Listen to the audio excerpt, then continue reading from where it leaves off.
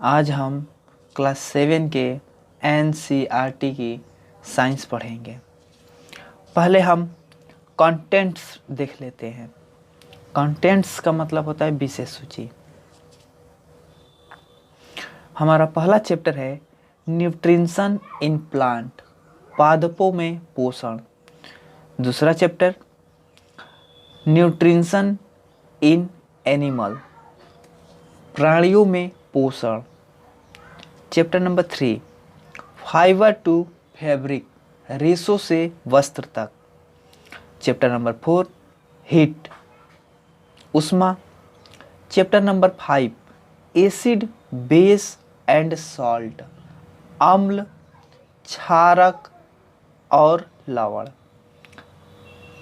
Chapter number 6 physical and chemical changes, भौतिक एवं रासायनिक परिवर्तन। Chapter number 7 weather, climate and adaptations of animals to climate, मौसम, जलवायु तथा जलवायु के अनुरूप जंतुओं द्वारा अनुकूलन। Chapter number 8 winds, storm and cyclone, पवन, तूफान और चक्रवात। चैप्टर नंबर 9 सॉइल मतलब भूमि, मृदा। चैप्टर नंबर 10 रिस्पिरेशन इन ऑर्गेनिज्म, जीवों में श्वसन। Transportation in animal and plant, जंतुओं और पादपों में परिवहन। Chapter number 12 reproduction in plant, पादपों में जनन। Chapter number 13 motion and time, गति एवं समय। Chapter number 14 electric current and its effect, विद्युत धारा और इसके प्रभाव। चैप्टर नंबर 15 लाइट, प्रकाश। चैप्टर नंबर 16 वाटर ए प्रीशियस रिसोर्सेज, जल एक बहुमूल्य संसाधन। Chapter number 17 forest our lifeline, वन हमारी जीवन रेखा। Chapter number 18 water waste water story, अपशिष्ट जल कहानी।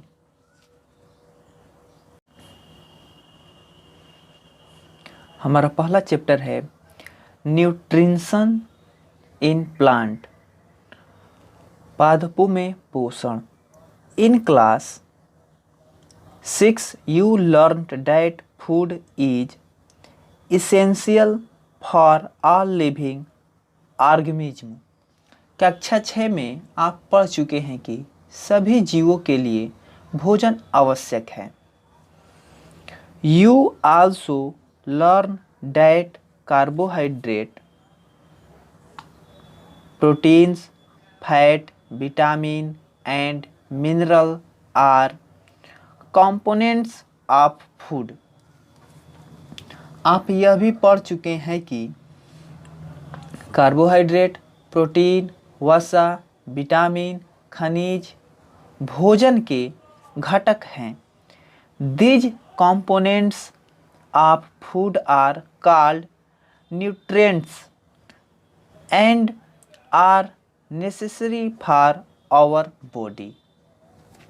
भोजन के ये घटक हमारे शरीर के लिए आवश्यक हैं तथा इन्हें पोषक कहते हैं। All living organism required food, सभी जीवों को भोजन की आवश्यकता होती है। Plants can synthesis food for themself but animal including human can not, पौधे स्वयं के लिए भोजन बना सकते हैं परंतु मनुष्य सहित कोई भी प्राणी अपना भोजन नहीं बना सकता। They get it from plants और एनिमल डैट ईट प्लांट्स। वे पौधे या पौधे के भोजन को ग्रहण करने वाले जीवों से अपना भोजन प्राप्त करते हैं। Thus, humans and animal are directly or indirectly dependent on plant। अतः मनुष्य तथा अन्य प्राणी प्रत्यक्ष या अप्रत्यक्ष रूप से पौधों पर निर्भर रहते हैं। बुझो want to know how plant prepare their own food। बुझो यह जानना चाहता है कि पौधे अपना भोजन किस प्रकार। Mode of nutrients in plant. पादपों में पोषण विधि। Plants are the only organism that can prepare food for themselves by using water, carbon dioxide and minerals। केवल पादप ही ऐसे जीव हैं जो जल, कार्बन डाइऑक्साइड एवं खनिज की सहायता से अपना भोजन बना सकते हैं।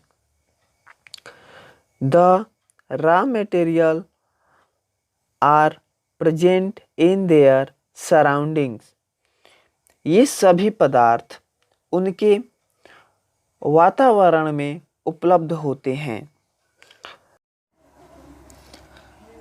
The nutrients enable living organisms to build their bodies, to grow, to repair damaged parts of their bodies, and provide the energy to carry out life process।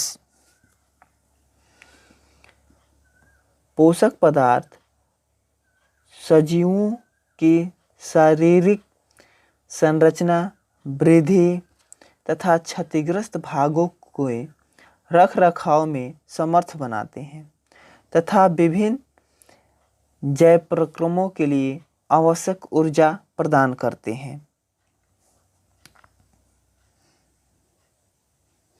Nutrients is the mode of taking food by an organism and its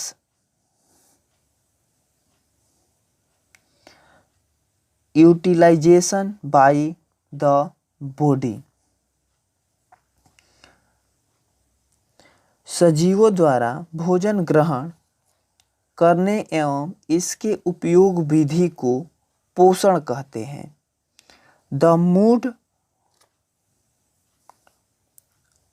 of nutrition in which organism make food themselves from simple substance is called autotrophic.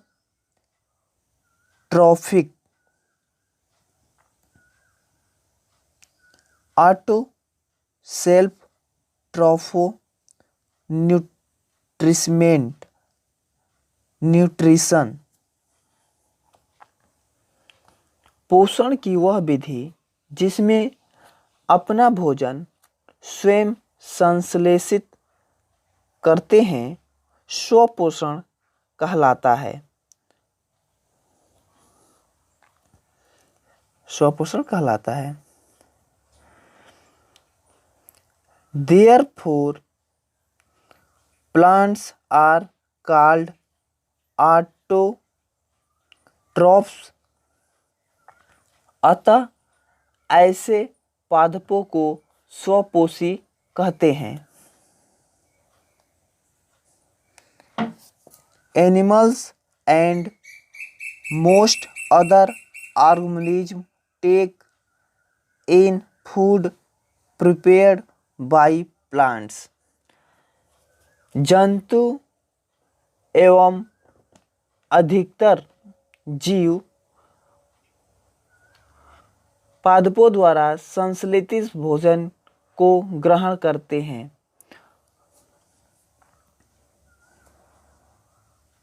They are called heterotrophs. उन्हें विषमपोषी कहते हैं। Hetero मतलब कि other, दूसरे।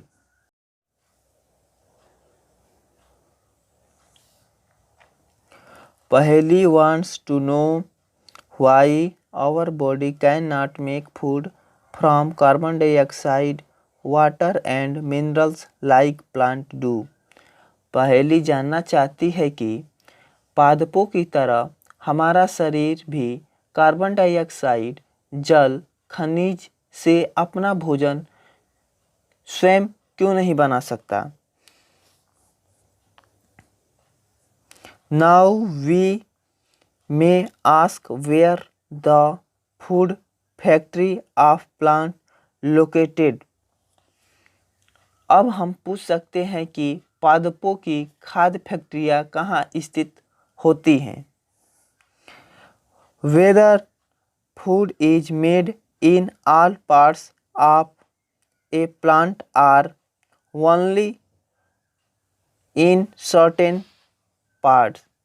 क्या भोजन पादपों के सभी भागों में निर्मित होता है अथवा केवल कुछ विशेष भागों में। How do plants obtain the raw material from the surroundings।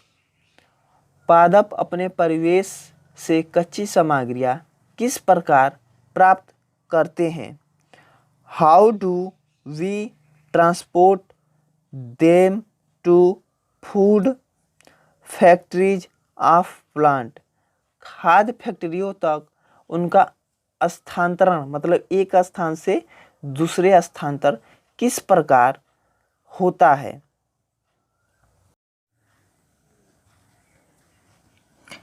They are called vessels। वे नलिकाएं कहलाती हैं।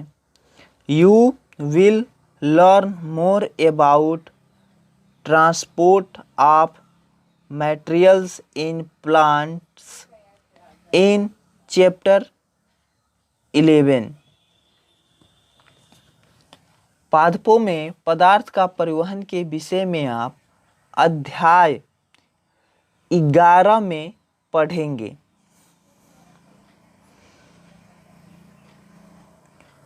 पहेली wants to know what is so special about the leaves that they can synthesize food but an other part of plants cannot। पहेली यह जानना चाहती है कि पत्तियों में ऐसी क्या विशेषता है कि वे खाद्य पदार्थ का संश्लेषण कर सकती है परंतु पादप के दूसरे भाग नहीं।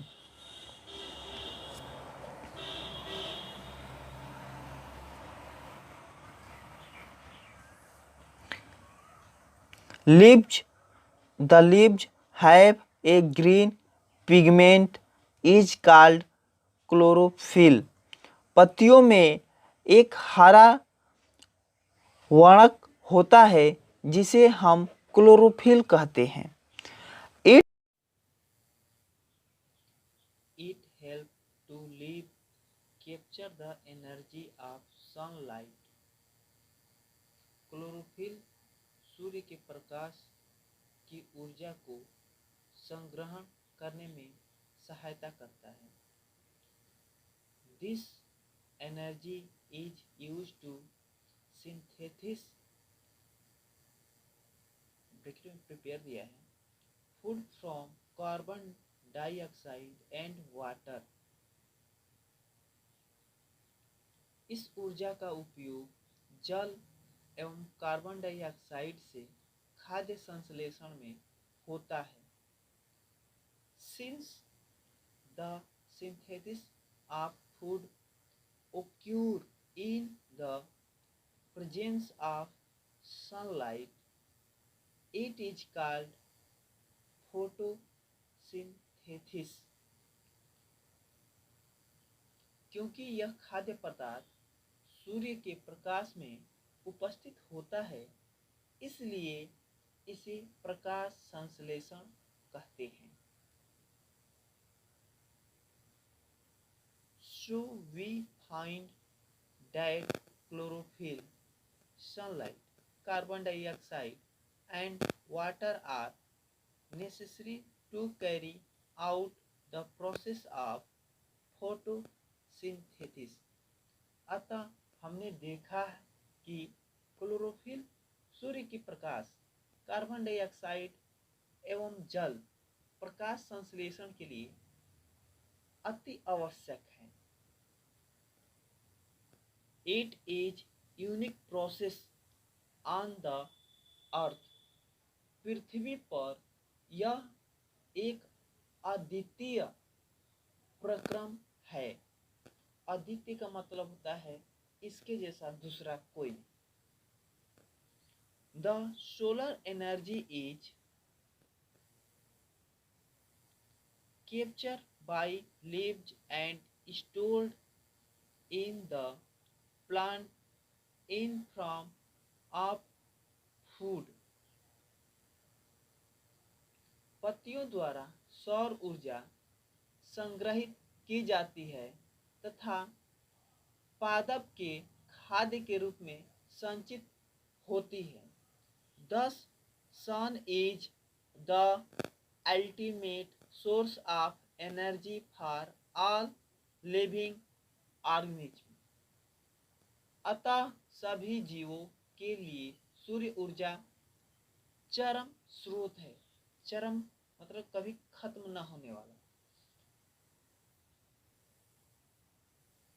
Can you imagine life on Earth in the absence of photosynthesis? क्या आप कल्पना कर सकते हैं कि प्रकाश संश्लेषण नहीं होगा तो क्या होगा? In the absence of photosynthesis, there would not be any food। प्रकाश संश्लेषण न होने की स्थिति में खाद्य पदार्थ उपलब्ध नहीं होगा। The food, the survival of almost all living organisms directly or indirectly depended upon the food made by the plants। सभी जीव जंतु का अस्तित्व प्रत्यक्ष तथा परोक्ष रूप से पादपों द्वारा निर्मित भोजन पर निर्भर करता है। Besides oxygen, which is essential for the survival of the organism, is produced during photosynthesis। इसके अतिरिक्त सभी जीवों के लिए परम आवश्यक ऑक्सीजन भी प्रकाश संश्लेषण के दौरान निर्मित होता है। In the absence of photosynthesis, life would be impossible on the earth। प्रकाश संश्लेषण की अनुपस्थिति में पृथ्वी पर जीवन की कल्पना करना भी असंभव है।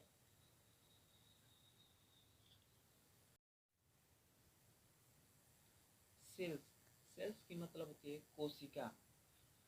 पहले हम इस ब्रैकेट को इग्नोर कर दिए थे, अब इसको पढ़ेंगे।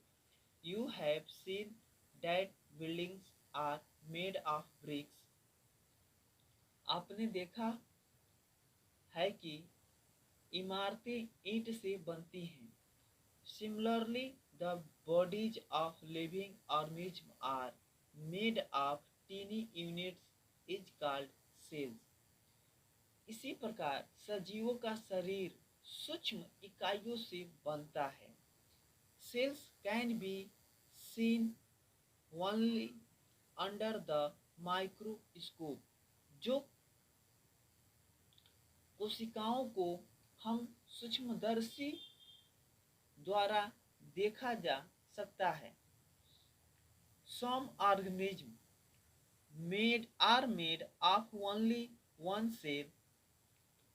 कुछ जीव मात्र एक कोशिका के बने होते हैं। The cell is enclosed by a thin outer boundary।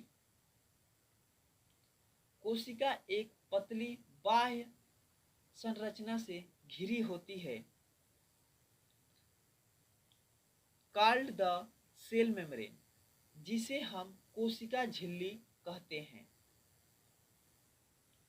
Most cell have a distinct certainly located spherical structure is called nucleus. इसमें केंद्र में स्थित एक सुस्पष्ट संरचना होती है जिसे हम केंद्रक कहते हैं। Figure 1.1 the nucleus is called surrounded by A jelly like substance is called cytoplasm. केंद्रक के चारों ओर से जेली से समान एक पदार्थ से घिरा होता है जिसे हम कोशिका द्रव्य कहते हैं।